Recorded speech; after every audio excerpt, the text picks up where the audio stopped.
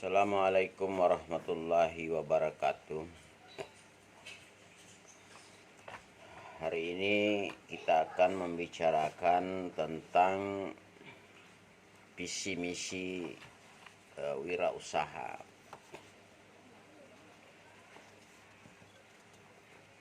Perlu dipahami bahwa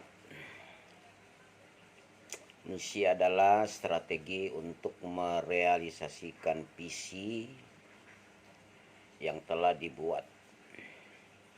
Misi juga menjadi jembatan bagi seseorang ataupun masyarakat pengguna informasi untuk mengenal karakter dan image usaha.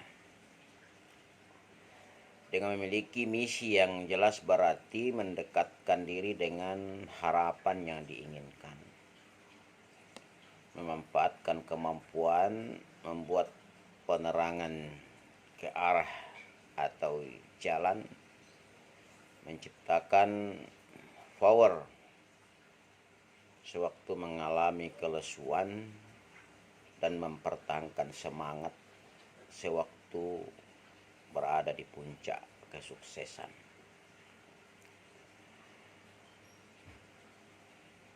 Oleh sebab itu, membangun dan menyusun visi dan misi usaha sebaiknya memperhatikan beberapa hal. Yang pertama adalah apa yang dibutuhkan pasar.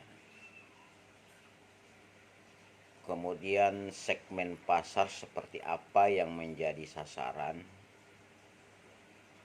Selanjutnya bagaimana cara memberikan pelayanan yang prima bagi pelanggan dan menyadari kemampuan yang dimiliki.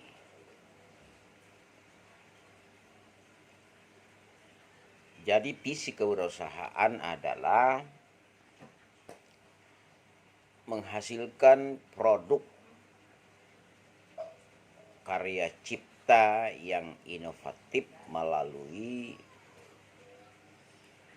proses berpikir kreatif dan bertindak ekonomis dengan memanfaatkan peluang, sumber daya, strategi, dan tantangan dari lingkungan agar karyawan bisa memanfaatkan bagi upaya mengatasi masalah secara bijaksana.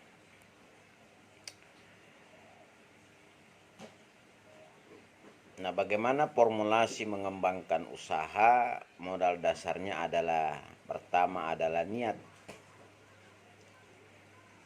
Yang kedua, mengenal potensi dan kelemahan diri kita sendiri. Kemudian mengenali jenis dan lingkungan usaha. Menyusun dan mengevaluasi rencana usaha dan meningkatkan kemampuan profesionalisme diri.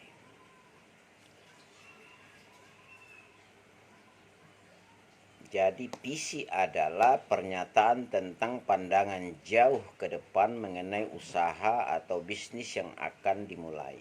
Apa saja tujuannya dan apa yang akan dicapai ke depannya. Visi tidak ditulis secara detail. Hal ini dikarenakan adanya kemungkinan perubahan ilmu dan situasi yang sulit diprediksi di masa depan. Sedangkan misi adalah pernyataan tentang apa yang harus dikerjakan dalam usaha untuk mewujudkan visi tadi. Misi usaha adalah cara mencapai tujuan dan alasan mengapa usaha itu ada. Misi juga akan memberikan arah sekaligus batasan dalam proses pencapaian tujuan. Jadi dalam menyusun atau merumuskan misi, hindari hal-hal jangan terlalu luas. Artinya apa yang akan kita capai seharusnya cukup berkisar antara 2 sampai 5 tahun ke depan. Misalnya misi Anda kuliah, berapa tahun Anda selesai. Dan jika ingin membuka cabang toko, apakah dalam bentuk sembako, jangan sampai Anda mengatakan bahwa saya akan menjual sembako di seluruh dunia. Nah, itu terlalu luas. Kota di Indonesia saja begitu luasnya. Jadi jangan terlalu berambisi, jangan terlalu jangan juga terlalu sempit. Artinya apa yang akan dicapai jangan hanya dalam 1 tahun saja, itu terlalu pendek. Atau kalau misalnya mau membuka toko sembako, jangan menjual beras saja, tapi ada hal lain yang Anda jual. Jangan hanya beras saja. Jadi apakah saudara sekarang sudah mempunyai tujuan hidup?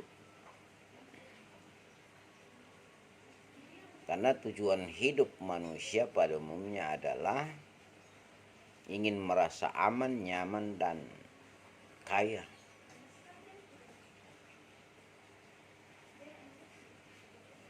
Jadi untuk mencapai tujuan hidup ke depan manusia itu perlu suatu kendaraan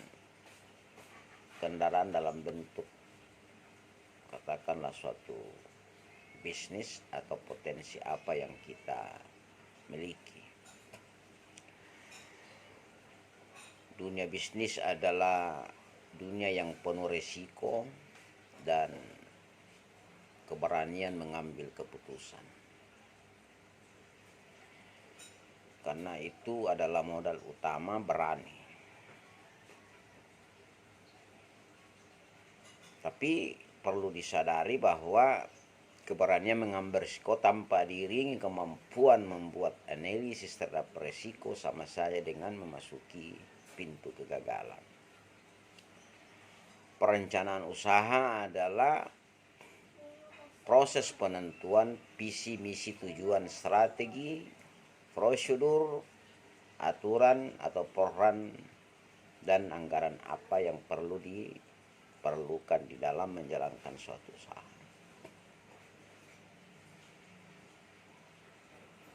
Nah, inilah perlu dipahami visi misi sebuah usaha, dan tentu saja saudara nanti di lapangan bertanya kepada pengusaha kecil menengah, apa visi misi usaha Bapak? Saudara nanti orientasi lapangan bertanya semua itu, bagaimana struktur organisasinya, bagaimana proses produksi, bagaimana pangsa pasarnya, kemudian apakah dalam menjalankan usaha itu memiliki pembukuan, dalam bahasa kita adalah neraca. Jadi pertemuan kita hari ini saya anggap sudah cukup, dan selanjutnya saudara mencari usaha-usaha apa yang perlu dibuatkan dalam sebuah makalah, usaha-usaha kuliner atau usaha pembuatan kue dan sebagainya atau kerajinan Anda buat dalam bentuk tugas. Kalau perlu, kalau misalnya minuman ya ada sampelnya, kalau makanan ada sampelnya.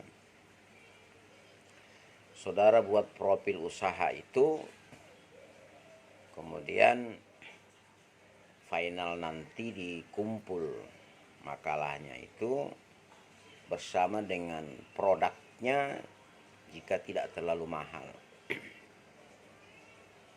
Itu nanti akan menjadi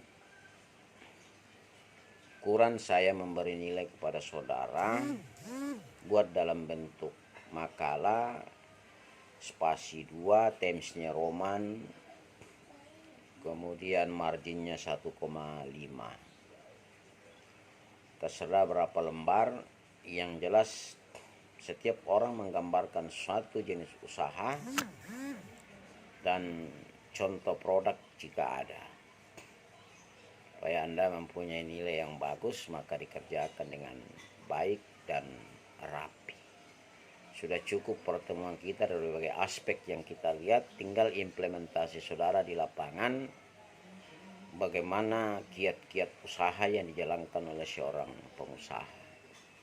Sukses selalu buat saudara, dan saya akhiri. Wassalamualaikum warahmatullahi wabarakatuh.